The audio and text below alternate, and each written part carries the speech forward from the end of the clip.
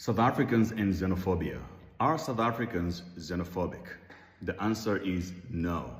And let me explain. Because there is nothing wrong with demanding law and order. South Africans just want law and order. But then there's this whole confusion of saying, oh, South Africans hate other African immigrants and they want them out, and all these other stories that are being created around it. Here is exactly what most people are not understanding. Also, South Africans themselves don't really understand what's going on here. You see, most illegal immigrants in South Africa are coming from African countries are coming from banana republics with completely dysfunctional governments and really shitty countries and dysfunctional shitty cities.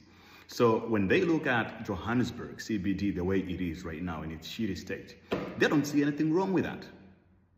And then when you come out and say, oh no, we think there's something wrong with what you're doing here, the type of businesses you're running, there's no order, you're not accountable, and you're making the streets really look dirty, they think you're hating because they have never really known order. And one of the mistakes that the government of South Africa has done, this is also a problem in Europe right now.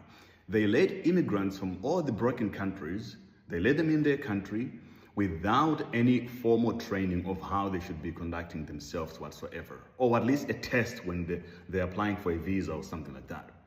And now this has created this bigger problem. And it's so unfair right now that people can look at South Africans and blame them of xenophobia when there is clear evidence of pressure in the public service, from the hospitals, from the schools, from pretty much everything. Because what happens is most of the illegal immigrants, they benefit from the public service, for all the public services, but they contribute very little because they are unaccountable. They're not in the system.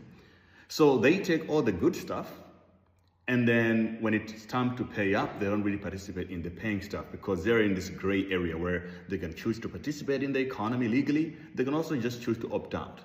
And this gives them a very unfair advantage. But there is this problem in Africa where you're not supposed to call out problems when they appear simply because of skin color. There's this whole stupid Pan-Africanist narrative that people like to parrot.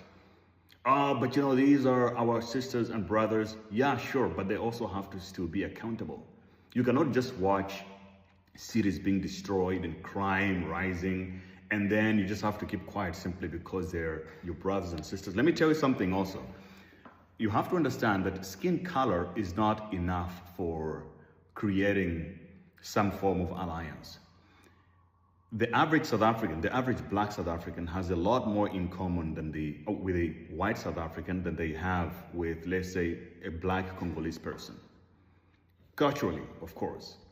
So let's not use race as some form of a basis to create an alliance that is not compatible at all. There's a lot of incompatibility between South Africans, locals, with immigrants that come from other countries.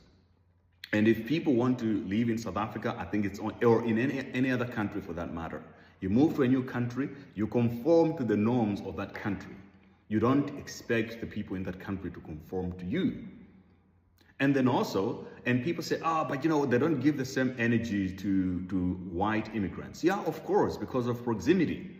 When they're walking in Joburg CBD, in its shitty, filthy state that it is right now, who do you see they're vending on the streets pretty much in all major cities right now in South Africa? Who do they see they're competing the jobs with? In their neighborhoods, who are the people that they live with? The majority of people that live in townships. Their neighbor is not some white person, right? They're competing for resources with the next African immigrant. So of course, people will point out to the things that they find concern with. Who is whoever is peddling drugs that they know? It's more likely an illegal immigrant from an African origin. We should not shy away from these problems. It's just reality and we have to deal with it and get it fixed.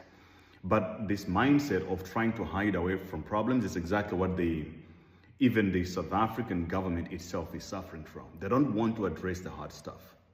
There are countries or there are nations that are creating more problems than others. There are certain crimes that's more prevalent in certain nationalities than others. Like, these are real and they need to be addressed. So millions of